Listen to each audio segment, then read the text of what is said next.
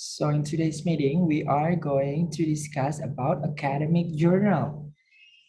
Jadi kita akan belajar cara menjadi editor atau penyunting dalam artikel jurnal akademik. Jurnal akademik itu adalah terbitan berkala. Terbitan berkala itu artinya teratur gitu ya. Ada yang 1 tahun 2 kali, ada yang 1 tahun 3 kali, dan menerbitkan artikel-artikel yang merupakan perkembangan dari ilmu pengetahuan seperti penelitian gitu ya, atau review ulasan kritik buku dan lain-lain. Itu namanya academic journal. Nah, academic journal ini bukan hanya dimiliki universitas gitu ya, memang banyak penerbitnya itu dari universitas, tetapi banyak juga institusi yang memiliki akademik jurnal, misalkan seperti LIPI, Lembaga Ilmu Pengetahuan Indonesia, ataupun misalkan lembaga-lembaga bahkan seperti asosiasi gitu ya. Mungkin ada juga partai yang mempunyai akademik jurnal. Jadi bukan hanya pada universitas saja. Siapa tahu gitu ya, ketika kalian bekerja di perusahaan atau di sebuah instansi, di sebuah kelembagaan, ternyata memiliki perusahaan tempat kalian bekerja tersebut menerbitkan jurnal, dan itu kalian ditugasi gitu ya, biasanya jurusan sastra Inggris dianggap mumpuni untuk menjadi editor akademik jurnal. Makanya kalian harus memahami gitu ya. Tetapi nanti yang disebut dengan editor atau penyunting dalam ranah akademik jurnal itu nanti berbeda dari editor seperti yang kita ketahui kalau dalam penerbitan artikel di media massa seperti majalah atau tabloid, ataupun editor di buku, ataupun baik itu buku fiksi seperti novel ataupun buku non fiksi seperti biografi gitu ya. Jadi ada perbedaan istilah gitu ya. Perbedaan, jadi nama istilah dan tugas yang diemban itu berbeda walaupun sama-sama editor gitu ya. Nah, academic journal itu sekarang sudah bersifat OJS atau Open Journal System. Ini dari alamat web gitu ya. Jadi kalau zaman dulu jurnal itu diterbitkan cetak gitu ya, seperti buletin. Kalau di sini ada yang laki-laki atau tidak? Tidak ada yang laki-laki ya. Kalau yang laki-laki itu biasanya hari Jumat, ketika Jumatan biasanya dibagikan selebaran, ataupun mungkin yang teman-teman non-muslim biasanya di gereja diberikan itu seperti itu buletin gitu ya, jadi terbitan. Cetakan. Nah, cetakannya itu dikumpulkan, namanya Open Journal System dalam satu edisi gitu ya. Jadi seperti majalah itu kan ada yang bulanan gitu ya, tabloid ada yang mingguan, koran ada yang harian. Academic journal juga seperti itu, tetapi sekarang academic journal sudah fokusnya itu lebih ke online gitu. Walaupun masih ada yang dicetak, tetapi mostly itu sudah offline, sudah online gitu ya. Jadi mulai dari, mungkin saya ambil sebentar satu contoh artikel, satu contoh jurnalnya ya.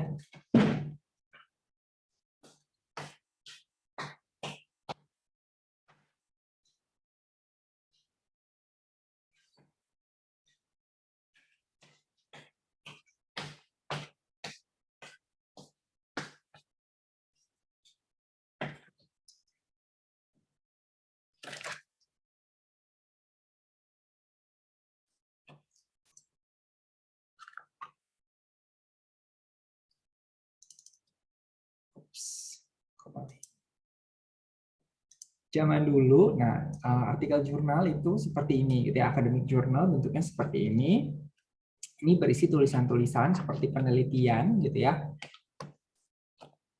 Jadi menerbitkan hasil penelitian. Penelitian itu apa saja ya? Salah satunya nanti skripsi kalian gitu ya. Jadi biar skripsi kalian itu tidak mangkrak, tidak hanya mengumpulkan debu, itu bisa kalian terbitkan melalui academic journal. Kalau dulu bentuknya cetak gitu ya, kalau sekarang sudah sistem online. Jadi dalam satu terbitan itu memuat beberapa artikel dari penulis yang berbeda-beda gitu ya. Nah, penulis ini nanti mengunggah atau submit gitu ya, dari proses submission sampai publish sampai diterbitkan itu sistem melalui website. Jadi ketika penulis submit atau memasukkan artikelnya untuk diterbitkan di jurnal tertentu, artikel tersebut akan ditugaskan untuk direview gitu ya. Setelah direview nanti, nah review ini nanti saya ada penjelasannya ya. Setelah review nanti akan ada editing, melalui proses review diberi masukan, lalu penulis merevisi gitu ya, lalu dikembalikan, setelah dikembalikan lalu diedit sebelum nanti siap untuk diterbitkan ya. Nah, ini adalah struktur organisasi dalam sebuah jurnal ilmiah. Yang paling pertama itu ada editor in chief. Ini sama seperti majalah ya. Kalau kalian tahu Vogue, itu editor in chief-nya Anna Wintour gitu ya. Kalau kalian pernah nonton The Devil Wears Prada, ada editor majalahnya namanya apa? What is the name of the magazine? I forgot. Di Devil Wears Prada itu kan membahas sebuah majalah gitu ya. Nah, majalahnya itu yang Miranda Priestly itu adalah editor in chief dari majalah tersebut. Ini juga sama dalam artikel jurnal gitu ya. Jadi editor in chief nanti ini tugasnya seperti pendiri, pencetus gitu ya. Nanti dia yang supervising, dia yang mengatur jalannya sebuah jurnal gitu ya. Jadi seperti ketua organisasi atau ketua kegiatan, ketua program kerja gitu ya. Jadi kalau butuh tanda tangan itu nanti yang menandatangani adalah editor in chief. Lalu ada di bawahnya itu namanya section editor. Section editor ini nanti yang berhubungan dengan proses penyuntingan gitu. Jadi nanti editor ketika penulis mengunggah atau memasukkan artikelnya, editor in chief nanti memilih artikel ini akan dikelola oleh section editor yang mana gitu ya. Jadi dia memilihnya ini ya melalui OJS itu tadi, Open Journal System, melalui sistem jurnal yang ada, melalui sebuah web sistem jurnalnya. Nanti dari selain section editor, struktur organisasi sebuah jurnal juga ada yang namanya editorial board. Ini seperti penasihat gitu ya. Jadi orang yang bisa memberi masukan. Kalau dalam perusahaan itu ada misalkan seperti pemegang saham gitu ya. Jadi dia tidak terlibat dalam day to day activities perusahaan tersebut, tetapi dia bisa berwenang seperti controlling jalannya jurnal tersebut gitu ya. Kalau kalian bekerja di perusahaan nanti ada namanya board. Kalau atasannya sebuah perusahaan itu kan CEO gitu ya. Nah, di atasnya CEO itu sebenarnya ada board. Jadi CEO ini bisa dipilih atau diberhentikan oleh boardnya. Begitu juga dengan editor sebenarnya. Gitu. Tapi biasanya editorial board ini berisi dari jadi editor sebuah jurnal itu kan diterbitkan oleh sebuah lembaga gitu ya, misalkan sebuah institusi atau universitas. Universitas sebagai penerbit itu nantinya memiliki biasanya editor in chief-nya itu berada di satu institusi. Misalkan di kampus kita di Unrio, penerbitnya adalah Unrio gitu ya. Lalu editor in chief-nya untuk jurnal program studi sastra Inggris itu namanya JOLALI, Journal of Language and Literature. Editor in chief-nya itu Mr. Septa ya. Nah, nanti editorial board-nya sebagai penasehat gitu ya dan lain-lain ini dari berbagai macam institusi lain. Contohnya ada saya atau ada dari kampus dari Sanata Dharma, ada dari UKSW gitu ya. Jadi dari berbagai macam universitas di luar penerbitnya. Nah, satu penerbit bisa terdiri dari beberapa jurnal gitu ya. Contohnya kalau di Unrio itu ada Masif jurnalnya ilmu komunikasi. Lalu ada jurnal Dharma Bakti, jurnal pengabdiannya dosen-dosen gitu ya.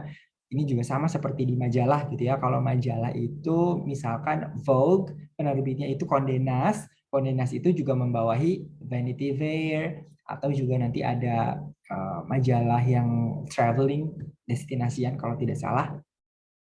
Jadi banyak gitu ya penerbit memiliki banyak jualannya gitu. Eh, sesuai dengan cabang ilmunya masing-masing. Lalu berikutnya selain editor ada juga reviewer. Nah, reviewer kalau editor tadi itu tidak bertugas untuk mengedit atau menyunting artikel. Yang bertugas menyunting artikel itu namanya reviewer. Nah, siapa yang menyunting siapa yang menyunting artikel jurnal gitu ya? Yang menyunting itu peer reviewer. Jadi teman sejawat gitu ya atau disebut juga mitra bestari. Jadi ketika seseorang misalkan Echa memasukkan artikelnya untuk dipublis dalam jurnal Jolali misalkan. Nah, nanti Mr. Septa sebagai editor in chief itu memilih section editor untuk nantinya mengatur lagi siapa yang akan menyunting artikelnya Echa. Nah, yang menyunting ini namanya reviewer, bukan editor kalau dalam jurnal ya. Dan nantinya yang menyunting artikel Echa ini adalah rekan sejawat, artinya rekan yang sama-sama dalam satu bidang. Misalkan Echa submit artikel dalam sastra Inggris.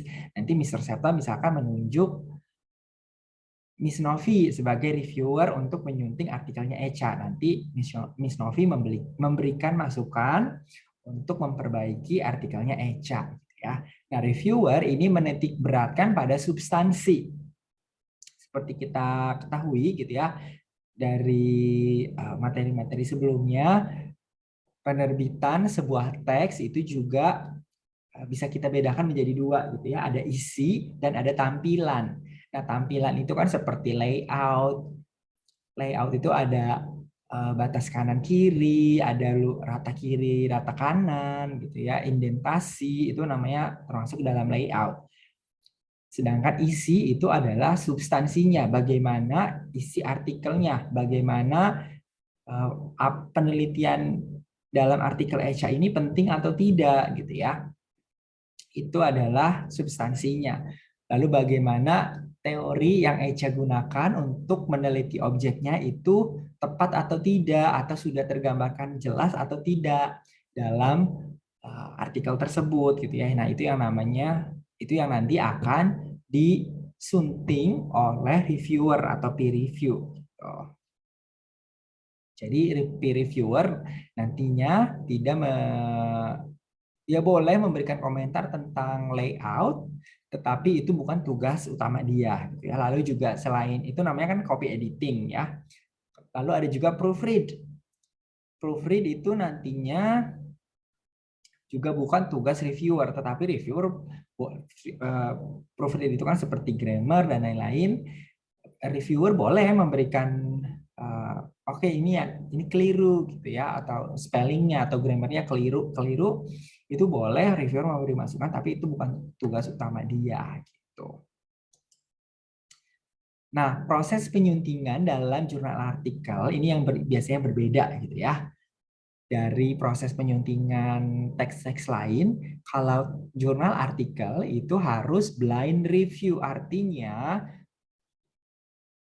penulis itu tidak mengetahui siapa yang akan menyunting artikel dia, begitu juga penyunting tidak mengetahui artikel siapa yang dia sunting. Jadi keduanya ini sama-sama tidak tahu. Nah, inilah tugasnya section editor. Karena section editor itu nanti tugasnya menjembatani, menyalurkan artikel yang disubmit penulis untuk direview oleh penyunting atau peer reviewer gitu ya. Jadi keduanya ini tidak mengetahui ini punya siapa gitu artikelnya. Lalu proses review ini ada juga yang namanya double review. Jadi disunting oleh dua peer reviewer yang berbeda gitu ya. Ini yang berbeda. Jadi kalau dalam penyuntingan atau editing teks non fiksi, not fiksi itu antara penulis dan editor bisa ada kolaborasi gitu ya, saling tektok memberikan masukan, masukan bisa dibantah atau bisa penulis ketika kebingungan memutuskan sesuatu terkait teksnya, dia bisa menanyakan editor lebih baik menggunakan misalkan kata yang mana gitu ya. Itu bisa kolaborasi, tetapi dalam penyuntingan artikel jurnal itu tidak bisa karena idealnya tidak mengetahui gitu ya. Ini untuk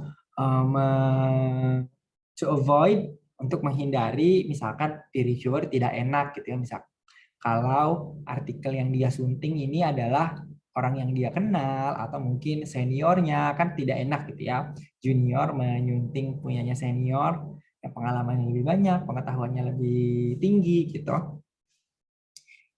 Jadi bisa diusahakan yang digunakan adalah blind review. Jadi keduanya tidak mengetahui, ataupun mungkin ketika author itu seperti tidak terima gitu ya hasil tulisannya diberikan masukan seperti apa, nah jadi dia juga tidak bisa protes gitu ya. Karena idealnya dia tidak mengetahui siapa yang menyunting artikelnya.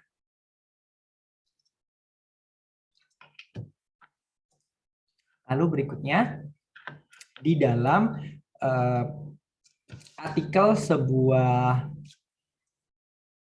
jurnal gitu ya, jurnal akademik itu nanti author juga menuliskan, jadi dalam naskah raw materials di draftnya itu tidak dituliskan kan namanya siapa, tetapi nanti ketika terbit itu, jadi ketika submit tidak boleh ada nama authornya, tetapi author ini harus tetap memberikan data nama-nama dia yang dia taruh dalam file terpisah yang biasanya diupload dalam atau sebagai supplementary file. Jadi author memberikan datanya dia seperti afiliasi, department. Kalau misalkan dia dari universitas, dia di universitas itu di program studi apa gitu. Kalau misalkan saya English Department, Universitas Respati Yogyakarta, lalu kalau universitas jurnalnya ini dalam ranah internasional, bisa disebutkan nama kota dan nama negara, berarti Yogyakarta, Indonesia ya. Lalu dalam data author ini juga perlu diberikan tanda corresponding author. Artinya corresponding author adalah author yang submit atau mengunggah artikelnya dalam ke dalam online journal system. Jadi dia yang nantinya ketika berhubungan dengan reviewer, berhubungan dengan editor jurnalnya, itu nanti tektoknya melalui corresponding author, sehingga perlu diberikan tanda, biasanya diberi tanda petik di belakang nama penulisnya. Lalu yang penting juga dalam jurnal artikel adalah indexing. Jadi indexing ini fungsinya adalah bagaimana nantinya artikel kita bisa terlihat atau terbaca, karena sekarang kan sudah tidak cetak gitu ya. Kalau dulu cetak orang bisa beli atau bisa sesama instansi bisa saling mengirimi gitu ya. Kalau sekarang kan karena online jurnal system, agar tertampil, agar tampak, lalu diketahui orang banyak dan bisa disitasi gitu. Jadi kalau kalian mau menulis skripsi itu kalian bisa mengutip tulisan dosen kalian gitu ya. Itu bisa lihatnya di mana. Ada, kalau Indonesia itu punya yang namanya Garuda, dan Sinta. Tuh. Jadi Sinta ini tampilannya seperti yang di kanan ini, profil Sinta saya. Jadi semakin saya rajin mempublikasikan artikel jurnal ilmiah, nanti skor saya semakin tinggi, ya. Atau kalau secara internasional ada di Google juga menyediakan namanya Google Scholar, Google Scholar gitu ya. Ini yang di sebelah bawah itu adalah contoh Google Scholar-nya jurnal yang saya kelola, jurnalnya punyanya UGM. Lalu ada juga yang namanya DOI. DOI itu singkatan, DOI singkatan dari, saya juga lupa. DOI itu singkatan dari Digital Object Identifier. Jadi seperti URL, karena sudah online gitu ya sistem jurnalnya, jadi diperlukan alamat URL yang tidak berubah-ubah. Karena kalau hosting atau alamat web dari jurnalnya itu berubah, nanti ketika link, misalkan nih, Echa mempublikasikan sebuah jurnal artikel di Jolali ya, jurnalnya Sastra Inggris Unrio, itu di alamat web A gitu ya, www.bla-bla-bla gitu. Lalu nanti berapa tahun kemudian ternyata jurnalnya ini kampus gitu ya, Unrio merubah hosting atau induk web dari jurnalnya, sehingga nanti alamat webnya berubah. Nah, agar tidak berubah itu digunakan DOI. Jadi walaupun alamatnya, kalau yang dulu misalkan www.blablabla.com lalu berubah menjadi www.blablabla.go.id misalkan gitu ya. Nah, itu DOI ini tidak terdampak perubahan tersebut gitu ya, karena kalau kita masih mengklik URL yang menggunakan .com yang sudah diganti dengan .go, .gov atau .go.id itu tidak bisa dibuka lagi, tapi DOI ini akan tetap bisa dibuka karena dia bersifat permanen. Jadi walaupun hosting atau tempat webnya itu tempat OJS-nya berubah, dia tidak akan ikut berubah. Ini sama seperti contohnya kemarin LMS ya. Kita melakukan perubahan dari HTTP, HTTP menjadi HTTPS, HTTPS. Itu kan kalau kalian klik yang HTTP tidak bisa dibuka LMS-nya. Kalian harus menambahkan S. Nah, dengan DOI itu tidak akan terjadi gitu ya. Jadi kalaupun hosting atau induk website jurnalnya berubah, DOI ini akan tetap dengan DOI yang sama akan tetap bisa diakses artikel tersebut.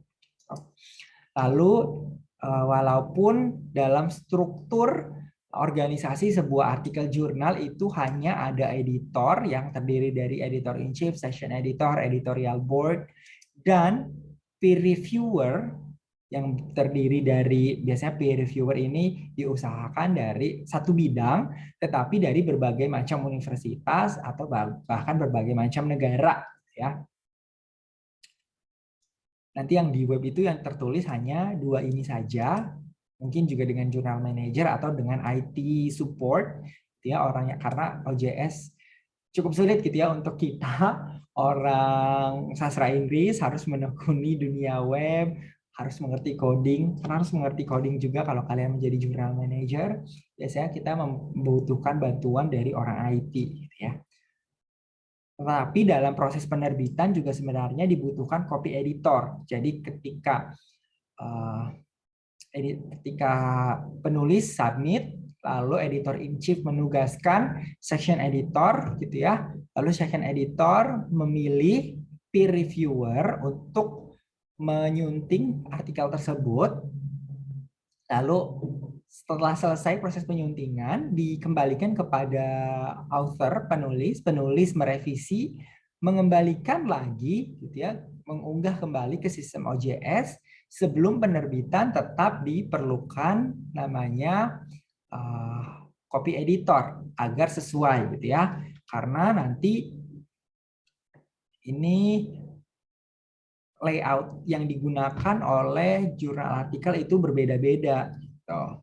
Contohnya, kalau ini jurnal yang saya kelola itu menggunakan 2 kolom. Jadi dalam satu halaman itu ada 2 kolom ya, kanan dan kiri seperti ini. Jadi di satu halaman itu dibagi 2, tetapi ada juga yang menggunakan 1 kolom. Nah itu harus dipastikan sesuai gitu ya. Jadi walaupun sebenarnya idealnya ketika penulis akan mengunggah artikelnya di dalam jurnal itu sudah harus sesuai, karena di web pasti sudah disediakan yang namanya journal template.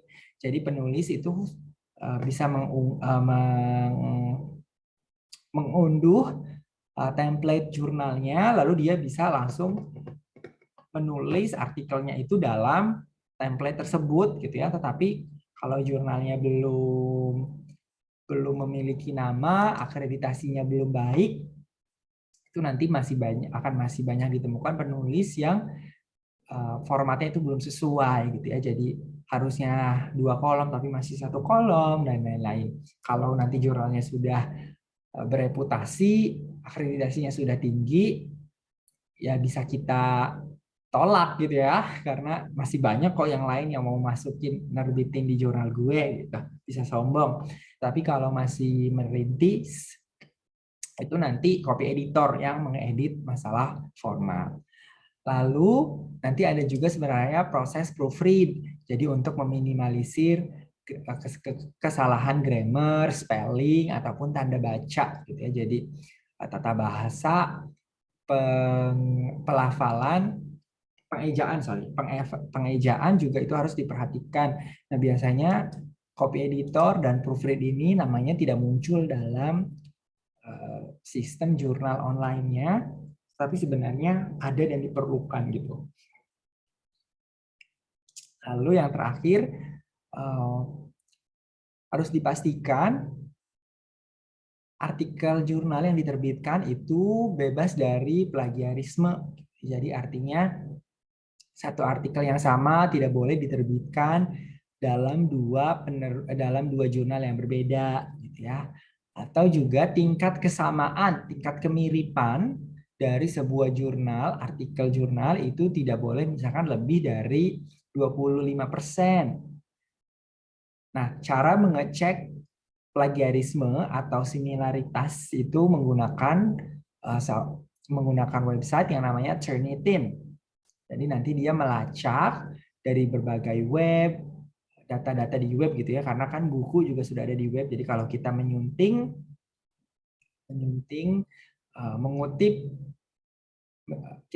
artikel, kita lihat dia kutipan dalam artikel tersebut harus lebih banyak, boleh bahkan sangat dianjurkan untuk mengutip gitu ya, artinya mengutip penelitian terdahulu, teorinya siapa yang kita gunakan untuk meneliti objek juga itu harus penting untuk dikutip, tetapi persentasenya harus sedikit.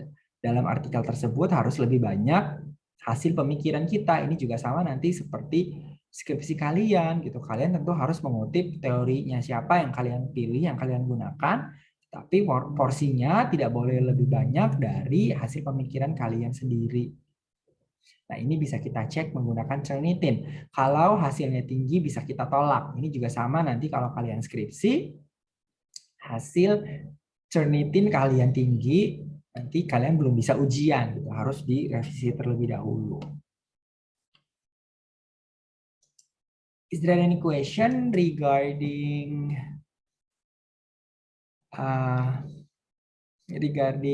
editing journal articles? Ini kita baru membahas